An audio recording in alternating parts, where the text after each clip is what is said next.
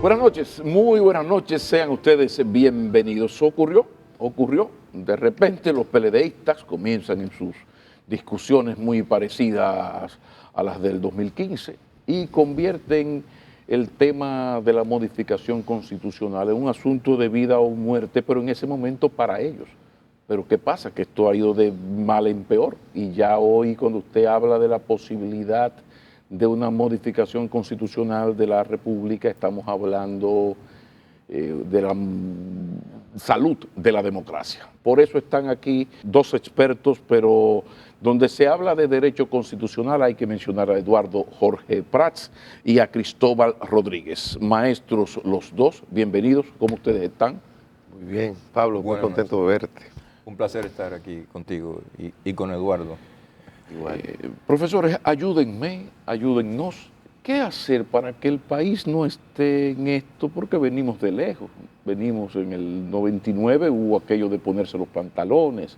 En el 2012, Hipólito cedió. En el 2010, ya ustedes recuerdan. O sea, este país no puede seguir. ¿Qué se puede hacer? Es una cultura que no puede ser superada. Este asunto de la tradición caudillista de la modificación constitucional cada 4 años con el presidente que esté ahí. Hablemos de eso desde el derecho constitucional. ¿Qué podemos hacer?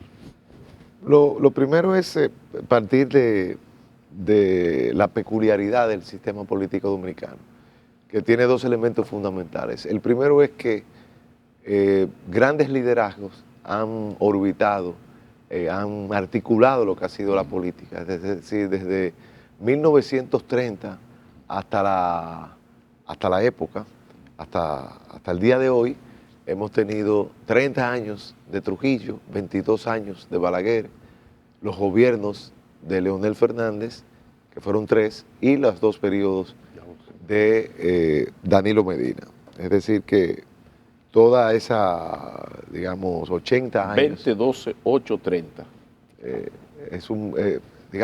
Esos liderazgos han articulado lo que ha sido la política todo este tiempo. Y en segundo lugar, el sistema político dominicano se caracteriza, contrario a los países de la región, en que 2 partidos durante mucho tiempo han convocado con gran intensidad la adhesión de sus militantes y simpatizantes, como lo fue el Partido Revolucionario Dominicano, el Partido de la Liberación Dominicana, el Partido Reformista, ahora el Partido Revolucionario Moderno. Entonces digamos que hemos evitado entre un bipartidismo, 3 partidos, un partido bisagra, es decir, todavía los partidos hoy son importantes. Y esto con una tradición de continuismo presidencial, es decir, un país donde la gran mayoría de las reformas han sido precipitadas, particularmente por lo relativo al mandato presidencial y a la posibilidad de reelección. Digamos que esos son los elementos que marcan y digamos que estamos en un proceso de cambio, si se quiere, de mentalidad. Pero Cristóbal, llama mucho la atención porque salvo la del 10, que fue parte de todo un proceso para elaborar la nueva constitución, muchas consultas populares, tú recuerdas, esto no, esto es vulgar, esto es que está Leonel 99, está Hipólito, está Danilo, y yo quiero que él siga y yo quiero que se modifique la constitución para que mi presidente, no por más nada, siga ahí.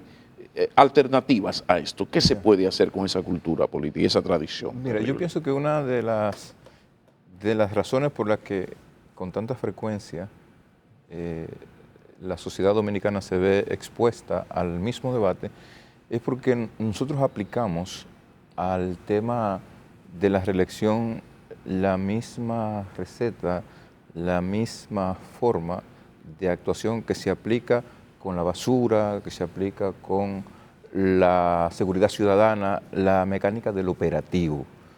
Nosotros funcionamos con la lógica del operativo en todo. Sale un operativo Explica. para limpiar la ciudad porque ya no aguanta más basura. Sale un operativo para combatir la criminalidad y la delincuencia callejera porque ya la sociedad no aguanta más. Ok. Y entonces el operativo te resuelve la coyuntura. Pero el problema persiste, el problema de fondo persiste. Y entonces es cuestión de que pase tiempo para que vuelva la basura, para que vuelva la criminalidad. Y eso pasa con la reelección. Ok. Hacemos toda una discusión como si nunca hubiera sucedido, como si fuera la primera vez, pero por los próximos 4 o 6 años eso se queda ahí. Y el mal de fondo persiste. ¿Cuál es el mal de fondo? Que no hemos sido capaces de tomar las previsiones en los tiempos de tranquilidad, en los tiempos de pacificación del mundo político, no hemos sido capaces de tomar las previsiones. Nosotros deberíamos discutir en la sociedad dominicana una reforma constitucional exclusiva, si fuera necesario, para resolver el tema de la reelección presidencial. Hay varias cuestiones que Sí. se pueden plantear. Lo primero, la cultura política nuestra hace que sea pertinente evaluar una cláusula de prohibición expresa de modificación de la Constitución para beneficiar al presidente de turno, primero. Dos, Ok. hay que discutir el tema de las mayorías, rediscutir el tema de las mayorías tanto para la aprobación de la ley que declara la necesidad de la reforma de la Constitución como para la adopción de la decisión en la Asamblea Nacional en materia de reelección presidencial. 3, nosotros deberíamos discutir como una alternativa complementaria a las que ya te acabo de señalar, la posibilidad de consagrar en la Constitución de la República, de convertir la reforma para la reelección en una de las causales de un referendo aprobatorio. Como hay 5 temas en el artículo 272 de la Constitución Dominicana que dice, si la reforma versa sobre uno de estos temas hay que hacer un referendo aprobatorio. Es decir, no vamos a dejar solo en manos de los actores políticos una decisión tan relevante como esta, vamos a someterlo a la aprobación posterior por parte del electorado. Entonces yo pienso que si nosotros somos capaces de, como sociedad, o sea, porque yo creo que esta es una cosa que debe comprometer a toda la sociedad dominicana, a los empresarios, a todos los sectores empresariales, a toda la sociedad civil, a la dirigencia máxima del mundo de la política. Si somos capaces de hacer eso, yo creo que vamos a descansar por un tiempo importante del tema de las constantes modificaciones constitucionales para favorecer las aspiraciones de un gobernante en ejercicio, que creo que es el gran problema de esto. O sea, porque si usted, además, si usted tiene un mandato, 2 mandatos, o si usted ya fue presidente por 2, por 3 periodos, lo que toca en una sociedad que valore la alternabilidad como un valor de la democracia, que considere la circulación de las élites y de la dirigencia política como una cosa importante para la democracia. Lo que corresponde es que usted se haga a un lado. Muy bien. Pero vámonos a la pausa. Cuando retornemos, se oyó bonito, pero hay un problema, y es que resulta y viene a ser que, dicen ustedes lo que saben, que toda constitución lleva en su seno la manera de ser modificada. Entonces, después de la pausa, yo necesito que ustedes me expliquen de qué manera blindar, bien blindada una constitución para que la modificación tenga que ser una cosa sumamente difícil, a ver si rompemos con esto que ya es casi una costumbre en la política, bueno, más que la política, en la politiquería dominicana. Ya regresamos, con su permiso. Vamos a la pausa. Las reformas constitucionales requieren un consenso político y social.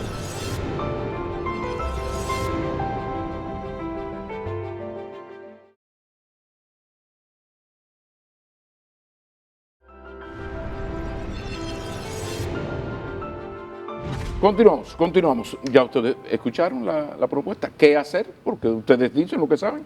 Aunque toda constitución lleva el germen de su modificación, de la manera de cómo modificarla. ¿Qué se puede hacer para ponérsela difícil?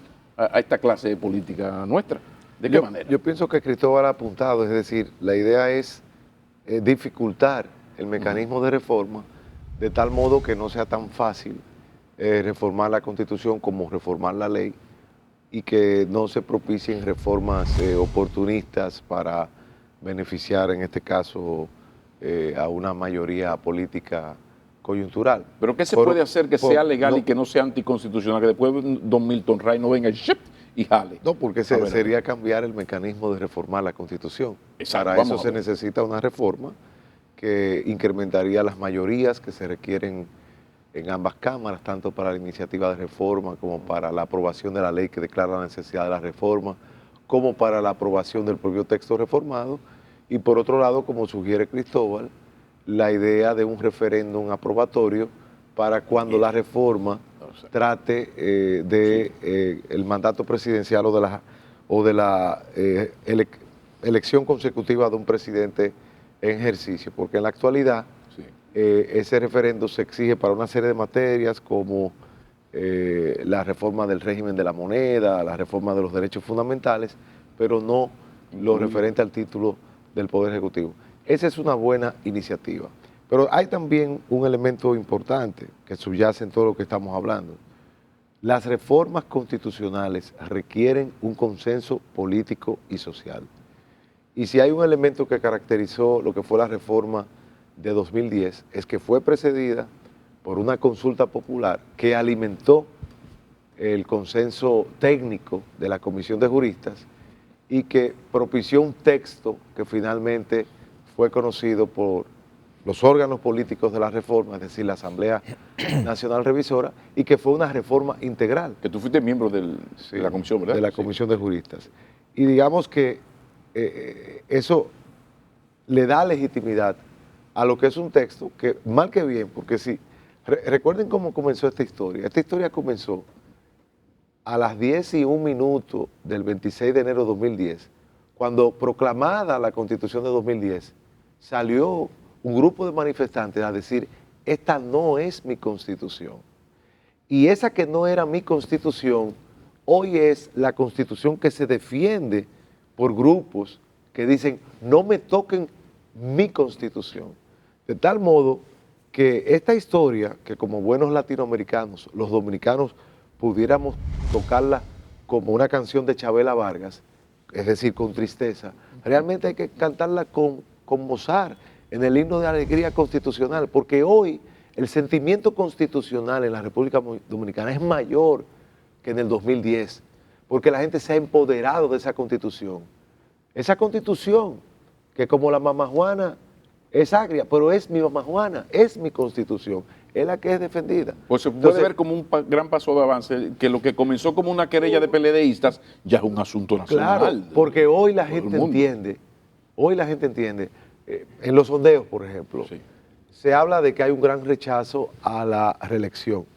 Yo no soy experto en metodología de encuestas, pero sería bueno ver el solapamiento de aquellos que entienden, no me toquéis la Constitución es intangible, y aquellos que están en contra de la reelección. Yo creo que el estado de situación actual es que esas ambas mayorías se solapan y son muy fuertes. Hay como un cruce. Claro que sí, y por eso una gran mayoría que favorece la gestión del presidente Medina y que incluso si no hubiese limitación constitucional, con gusto y alegría votarían por Danilo Medina, son muchos que entienden que no se debe tocar la Constitución, que no se debe afectar. ¿Por qué ese elemento? Por ejemplo, siempre ha llamado la atención la gran popularidad del presidente Medina, que en estos momentos no baja, en el peor momento, 48, 51 según la encuesta, óyeme, y viene de 90, 85. ¿Sabes por Entonces, qué? sin embargo, ese mismo presidente, que es al que se pretende reelegir, pues tiene un rechazo para su modificación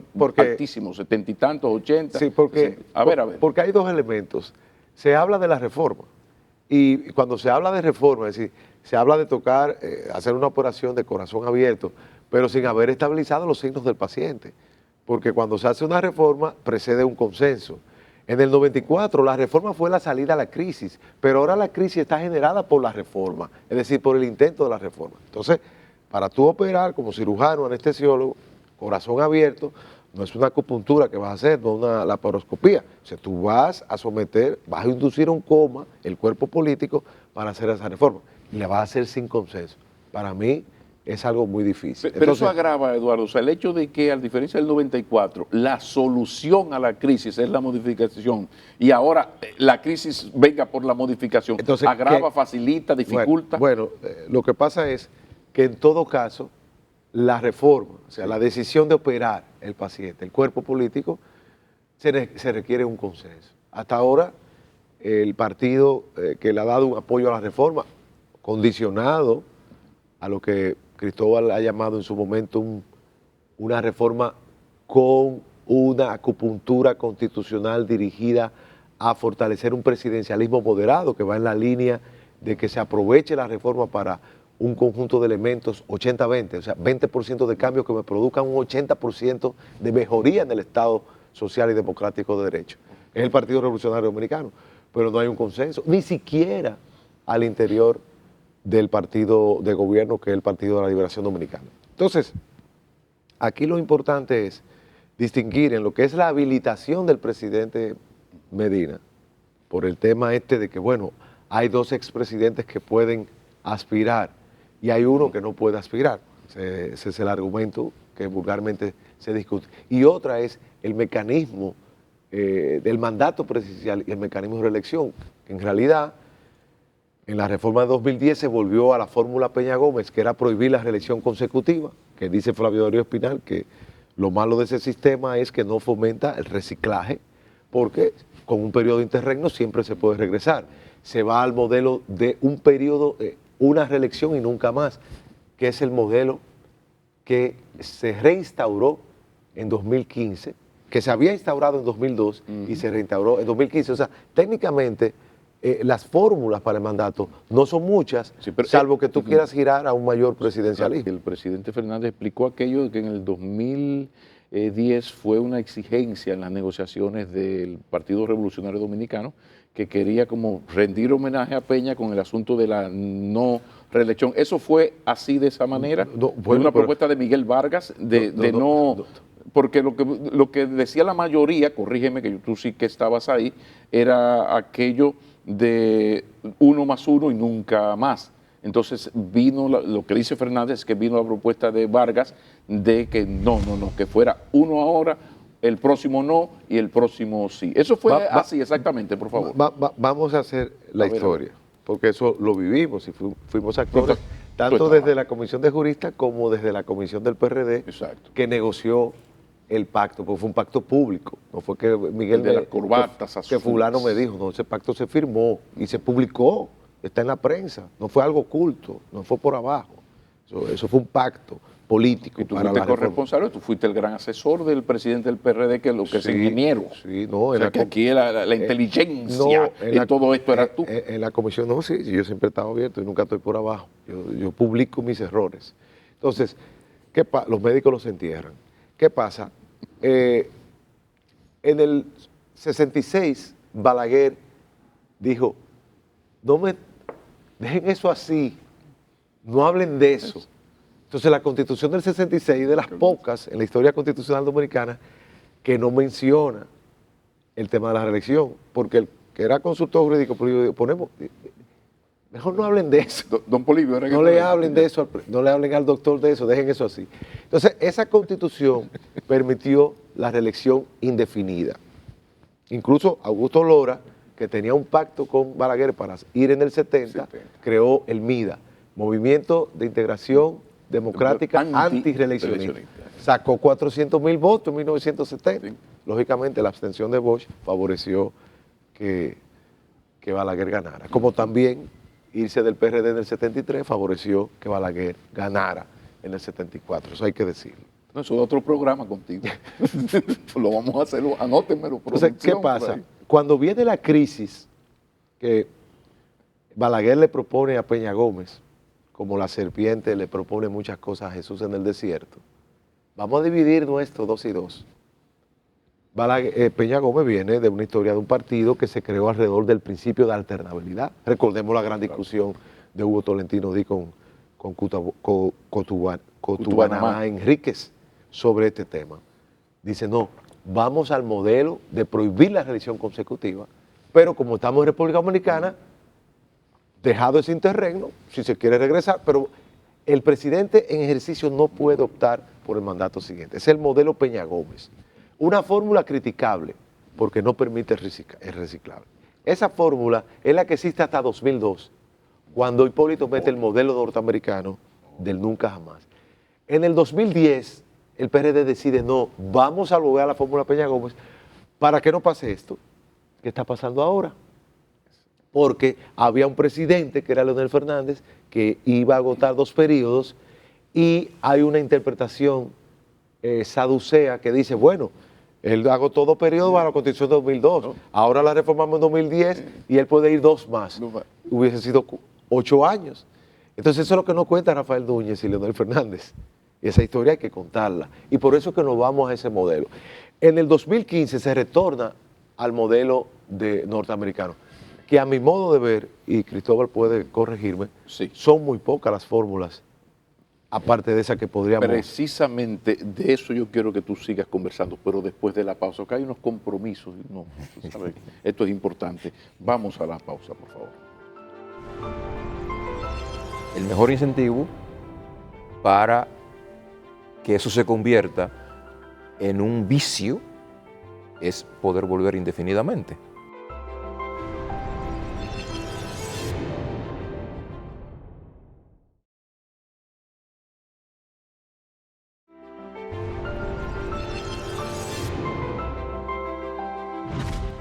Mira, quiero retomar Por favor. la parte final de la intervención de Eduardo en el segmento anterior. Yo creo que nosotros tenemos en la Constitución actual el mejor modelo en materia de ejercicio del gobierno y de reelección presidencial. El modelo de 2 periodos y nunca más. Primero, hay una vieja idea hamiltoniana de Alexander Hamilton que creo que aplica al caso. Es decir, el mejor incentivo para que un presidente pueda llevar a cabo una buena gestión de un primer gobierno Sí. es tener la posibilidad de volver a un segundo. Es el mejor incentivo. Ahora bien, esto ya no es Hamilton, porque Hamilton creía que eso podía ser siempre. Ahora bien, el mejor incentivo para que eso se convierta en un vicio es poder volver indefinidamente. Entonces yo creo que nosotros debemos preservar el modelo que tenemos, 2 periodos y nunca más. El modelo americano. Exacto, 2 periodos y nunca más.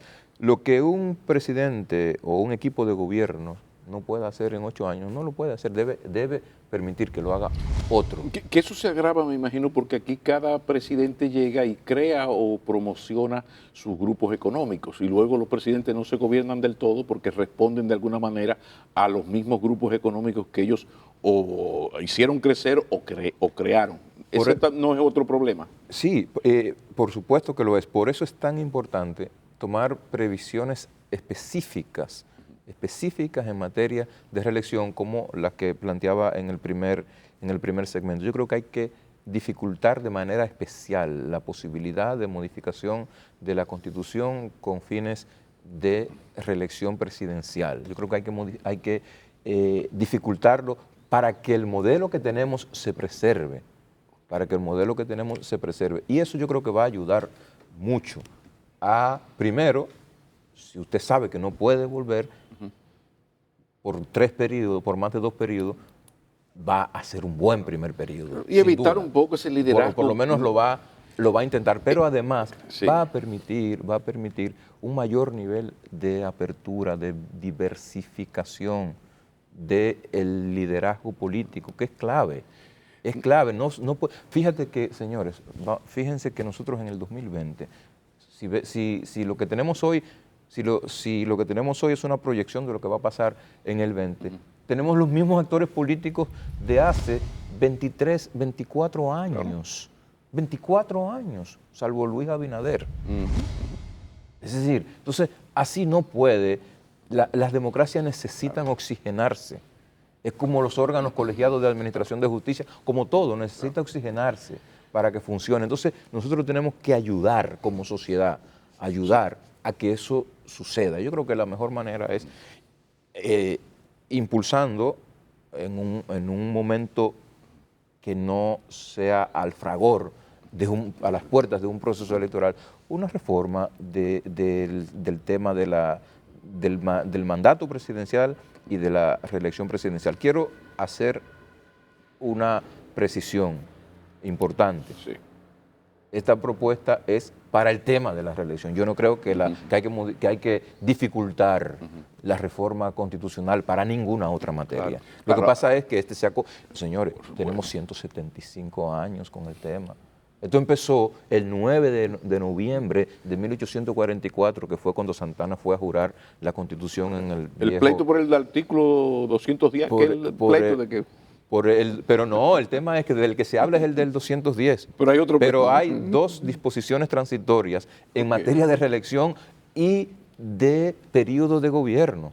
Dos que fueron intercaladas en el mismo momento en que se intercaló el artículo 210, porque el artículo 210 lo que hace es que le da plenos poderes, pero hay una disposición que dice la Constitución actual prohíbe la reelección consecutiva, pero el presidente puede. La Constitución actual dice que el periodo es por 4 años, pero el presidente actual puede hacerlo por 8. Y hay algo que y lo fue por 8 años sin elecciones. Claro. ¿Entiendes? Entonces, nacimos con este tema, tenemos 175 años, yo creo que ya es hora. Por eso hemos hablado aquí lo de cultura política, pero también este liderazgo mesiánico. Se crean unos liderazgos mesiánicos que en un país con una cultura política caudillista es funesto, si le sumamos además el problema de corrupción e impunidad. Pero no quise interrumpirlos ahorita, pero cuando mencionaron el provisional, el 20, ¿esto es en verdad discriminatorio del ciudadano presidente Danilo Medina, que haya un artículo provisional directo, que nada más le falta poner el apellido de él, que eso también se ha discutido un poco? A mi modo de ver, no. El artículo sobra, porque basta con el 124, pues la Constitución es de aplicación retroactiva. Al permitir una sola reelección, Exacto. ya él había agotado un periodo, aún fuese bajo la Constitución de 2010, pero como el día más claro llueve en República Dominicana, se decidió poner ese transitorio, que a la larga lo que ha originado son mayores problemas de interpretación. Por algo que decía Zagrebelsky, cuando las cosas están claras, como en Inglaterra, la Constitución puede ser invisible, pero allí donde no están claras, aún escrita, es toda una torre de Babel, como es el caso de la República Dominicana. Entonces aquí llegamos al tema de la cultura política. Del 78 al 86 teníamos una Constitución que no prohibía la reelección consecutiva, pero la cultura política de la alternabilidad era tan fuerte en el PRD que hasta se impusieron las primarias como mecanismo de selección interna de los candidatos.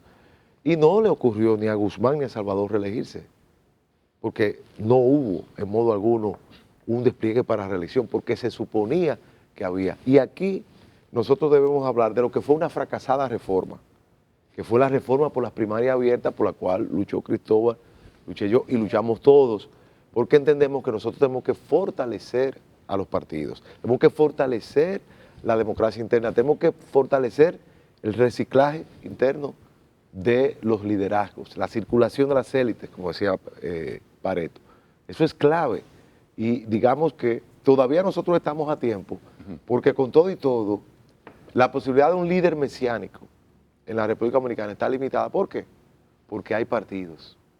Y esa reforma pasa o no pasa por esos partidos que la gente podrá decir lo que sea, pero tener una casta de políticos profesionales dedicados a la política fue algo que le desbarató los sesos a Max Weber.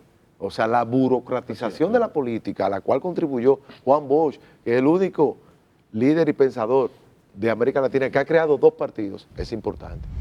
Y el PLD, como partido hegemónico en este caso, porque ha estado ganando los últimos torneos electorales, es clave. Y yo creo que uno de los problemas de fondo que hay en el PLD es el problema de la articulación de ese nuevo liderazgo que está latente y que no ha tenido maneras de articularse.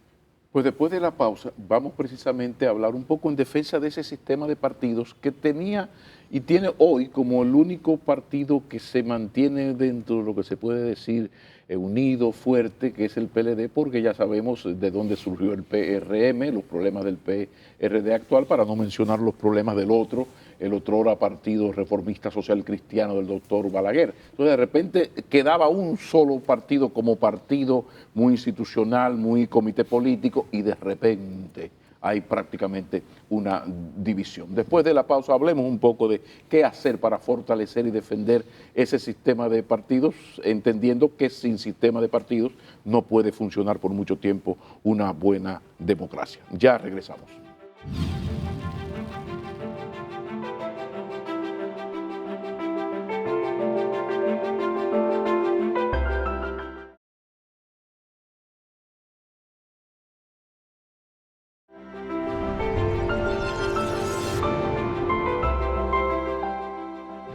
Continuamos, último segmento, defensa del sistema de partidos como manera de defender la democracia. Cristóbal Rodríguez.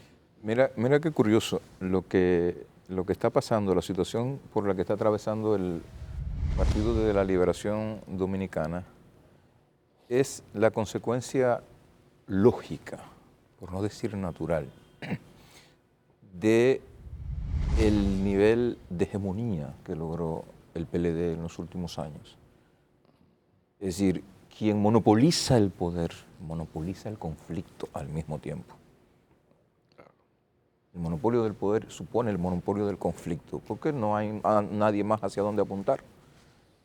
Entonces, cuando usted tiene una oposición robusta afuera, usted tiene por obligación que unirse adentro para que el cuerpo del que usted forma parte se preserve. Y eso obliga a la dirigencia política del partido a buscar mecanismos institucionalizados de gestionar los conflictos que siempre existen.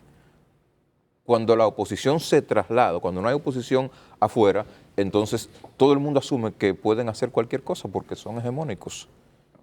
Y la consecuencia lógica de eso es la crisis interna.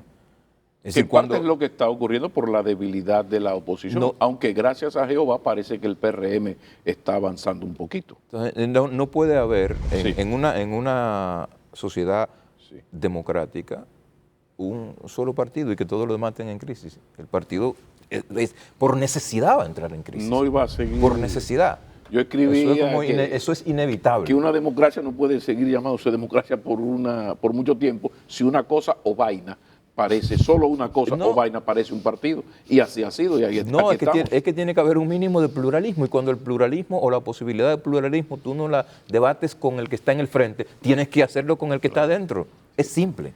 Entonces, pero además también hay un tema del tránsito de esa estructura de partido leninista del centralismo democrático que diseñó Bosch a un partido que ahora se va, que es el único que se va a las primarias claramente abiertas. Fíjense qué interesante, o sea, el PLD ha girado de ese partido encerrado en sí mismo, que es el partido leninista, porque era para poder ser vanguardia del pueblo, que no podía haber... Partido de líderes, el partido de líderes.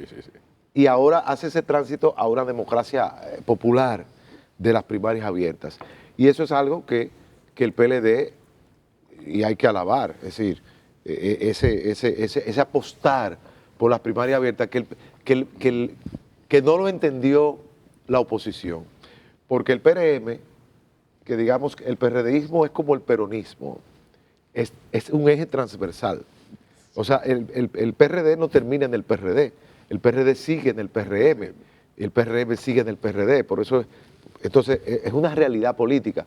Y eso es lo que enfrenta una ley de lema. Y sigue en el BIS también. Y sigue en el BIS. El BIS, moda viene el BIS, también. exactamente. Entonces, hay toda una playa de, bueno, y por allá tú tienes también los partidos que han sido desprendimiento en su momento del PLD, y el PLD también vuelve y lo incorpora, como fue el caso, por ejemplo, de Alburquerque, de Bengoa, Puig, etcétera.